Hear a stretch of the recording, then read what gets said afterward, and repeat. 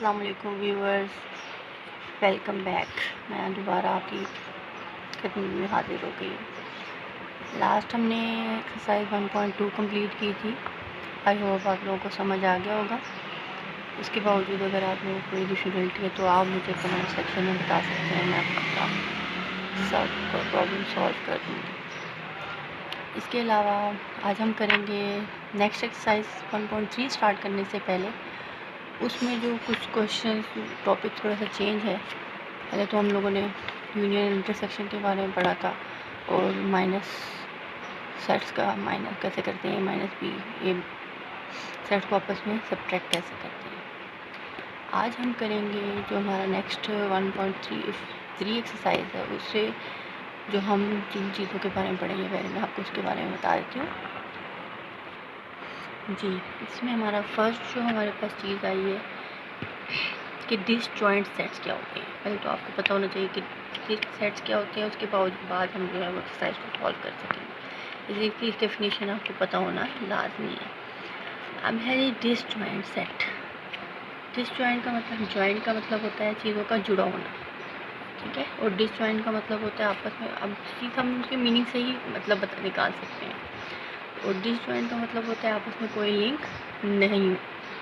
तो simple disjoint set का जो है मीनिंग ये होता है कि दो सेट्स के दरमियान कोई भी एलिमेंट कॉमन ना हो, तो उस सेट्स को हम कहेंगे कि ये सेट्स डिसजॉइंट सेट्स हैं। यानी अगर एक सेट के अंदर जो है वो एलिमेंट मौजूद है 1 2 3 और दूसरे सेट के अंदर मौजूद है 4 5 एंड 6। अब देखें इन दोनों सेट्स में कोई नंबर कॉमन नहीं है ना, नो एलिमेंट इज़ कॉमन। हम कहेंगे these sets are set A and set B are disjoint sets, कि इनका आपस में कोई लिंक नहीं बनना।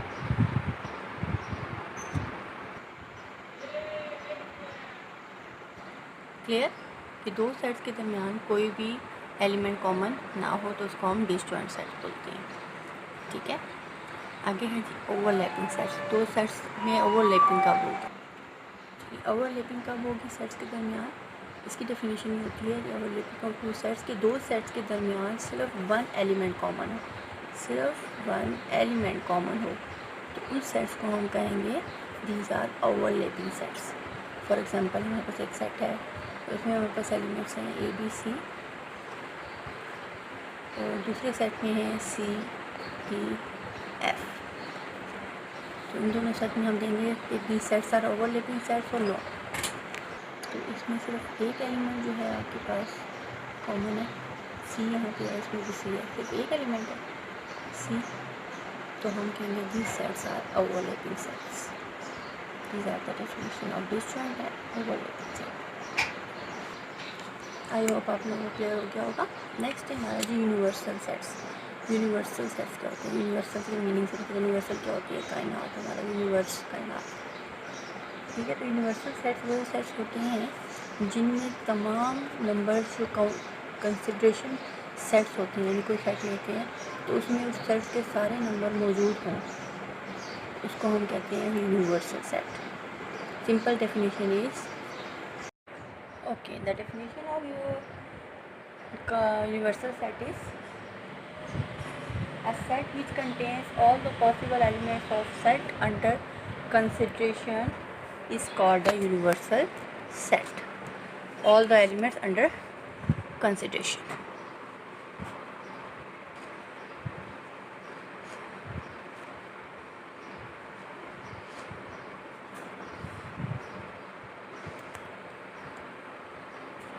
Elements of sets under consideration,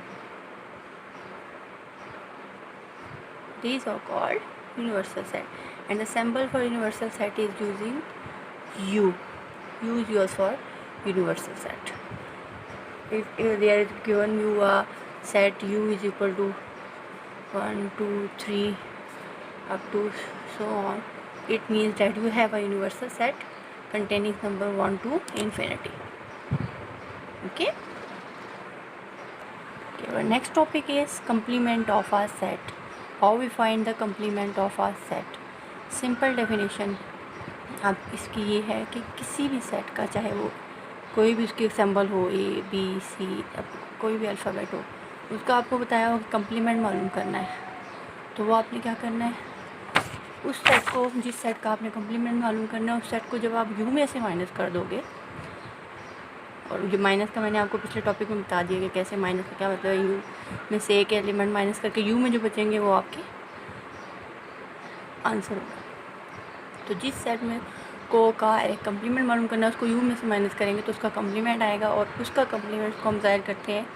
अब A सेट है, उसका कम्प्लीमेंट मालूम कर रहे हैं, तो उसके लिए जो है वो कम्प्लीमेंट, ठीक है, उसका कैसे भी लिख सकते हैं, A कम्प्लीमेंट, यानी A का हमने कम्प्लीमेंट मालूम करना है तो उसका मतलब है U माइनस A। B का कम्प्लीमेंट मालूम करना है तो उसका मतलब है U माइनस B। जिस सेट का कम्प्लीमेंट मालूम करना है उसको आपने यूनिवर्सल सेट में से माइनस करना है। The answer is the complement of set. Okay, I hope you clear about that. Next we go to exercise 1.3। ये आपके सामने exercise 1.3 question number 1। Look at each pair of sets to separate the disjoint and overlapping sets. आपने disjoint और overlapping sets को अलग अलग करना है। इसके 4 पार्ट्स दिए हैं, तो हम इसको करके देखते हैं कि कौन से जो है वो ओवरलैपिंग सेट्स है। ये तो आप सिंपली कर सकते हो, हम बताएंगे सिंपली, ठीक है। अब फर्स्ट है हमारे पास ए में जो है वो कौन कौन से एलिमेंट्स हैं, A B C D E, and set B में जो है वो कौन से एलिमेंट्स हैं, D E F G H। हम देखिए इनमें कोई कॉमन है। अब इसको हमें ये पता, डिसजॉइंट और ओवरलैपिंग सेट का पता चलेगा इसके कॉमन एलिमेंट से। अब इसमें कोई एलिमेंट कॉमन है जी, डी भी कॉमन है एंड ई भी कॉमन है, 2 एलिमेंट्स आर कॉमन जी। तो कॉमन नंबर हैं, तो इसका मतलब है कि जिसको ये कौन सा सेट हुआ, ओवरलैपिंग सेट। सिंपल हमने लिख देना है ओवरलैपिंग सेट। हमने लुक करके उनको बताना है कि ओवरलैपिंग एंड डिसजॉइंट सेट है। इसी तरह एल और एम दिया हुआ है। एल सेट है 2 4 6 8 10 and M set is 3 6 9 12। Any number is common 6, एक सेट नंबर कॉमन है, तो ये भी कौन सा सेट हो गया, ओवरलैपिंग सेट। क्लियर। अब पी है next third part. P set of prime number and set of composite number. तो ये बिल्कुल एक दूसरे से ऑपोजिट होते हैं, क्योंकि हमने लास्ट टाइम में पढ़ा था कि प्राइम नंबर जो होते हैं, सेट ऑफ प्राइम नंबर, वो प्राइम नंबर होते हैं जो प्रोडक्ट नेचुरल नंबर का प्रोडक्ट नहीं होते, और जो कंपोजिट नंबर होते हैं वो नेचुरल नंबर का प्रोडक्ट होते हैं। इसलिए ये दोनों बिल्कुल अलग सेट हैं, इनमें कोई भी नंबर कॉमन नहीं है, तो ये कौन सा सेट होगा, डिसजॉइंट सेट। इसी तरह नेक्स्ट है ई, जो है वो set of even numbers and set of odd numbers. ये भी बिल्कुल ऑपोजिट होते हैं। इवन नंबर 2 4 6 8 10 जो डिविजिबल बाय 2 होते हैं, और जो डिविजिबल बाय 2 नहीं होते वो होते हैं ऑड नंबर। ये भी एक दूसरे से बिल्कुल डिफरेंट होते हैं, इसलिए ये भी कौन सा सेट होगा, डिसजॉइंट सेट। क्लियर। नेक्स्ट चलते हैं हम क्वेश्चन नंबर 2 की तरफ। अब इस क्वेश्चन में देखिए आपको यूनिवर्सल सेट दिया हुआ है। If you is this and A B C and D set दिया है, तो फाइंड करने को हमें कहा हुआ है A complement, B complement, C complement, D complement. ये 4 पार्ट्स हैं इसमें, तो एक पार्ट में आपको कराऊंगी, बाकी जो 3 हैं वो सेम उसी तरह होंगे। तो यहाँ पर है आपके पास क्वेश्चन नंबर 2 का मैं पार्ट कर यूनिवर्सल सेट लिखा है, और हम B सेट लिखा है क्योंकि हम B का कम्प्लीमेंट फाइंड करने लगे। मैं इसको आपको तरीका बता दूँ, बाकी जो है वो सेम इसी तरीके से मेथड से कंप्लीट होंगे। ठीक है, तो हमने B का कम्प्लीमेंट मालूम करना है, तो हम कैसे लिखेंगे, B complement is equal to, हमें पता है U माइनस B, इसका मतलब ये होगा। लिखने के बाद आप U की जगह U का सेट, वो क्या है आपके पास, नेचुरल नंबर 10 माइनस B की जगह B का सेट, और वो क्या है हमारे पास 1 3 5 7 है।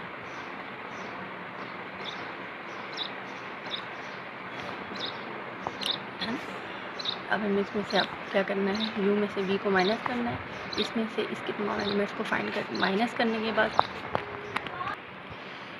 जी, तो इसको माइनस करने के बाद हमारे पास क्या आएगा, इसमें से कौन कौन से 1 3 5 7 ख़त्म करने हैं, 9, बाकी क्या बचेगा 2 4 6 8 एंड 10। यानी नेचुरल सेट में से ये हमारे पास जो नंबर है ये इवन नंबर है और सॉरी ऑड नंबर है। तो नेचुरल में जब ऑड माइनस किए तो हमारे पास इवन नंबर्स का सेट आ गया। ये हमारा आ गया हमारा बी कंप्लीट है। तो ये तरीका है बी किसी भी सेट का कम्प्लीमेंट मालूम करने का। ठीक है, इस तरह बी ए कम्प्लीमेंट बी का कर लिया, सी डी का कम्प्लीमेंट भी ऐसे ही मालूम करेंगे। और बाकी इसके जो क्वेश्चन रह गए हैं हमारे पास वो हम इंशाल्लाह क्वेश्चन 3, 4, 5, 6 वो हमारा इंशाल्लाह नेक्स्ट लेक्चर में जो है वो कंप्लीट कर लेंगे। ठीक है, उसमें जो आपको समझ नहीं आई वो आप मुझे कमेंट सेक्शन में बता दीजिए। और मेरे साथ जुड़े रहने के लिए प्लीज़ मेरे चैनल को सब्सक्राइब करें, बेल आइकन लाजमी दबाएं ताकि हर नए आने वाले टॉपिक के बारे में आपको पता चल जाए। और इसके अलावा लाइक और कमेंट ज़रूर करें। Thank you so much. Next topic के साथ इंशाल्लाह जल्द हाजिर होंगे। तब तक ये अल्लाह हाफ़िज़, दुआ में याद रखिए।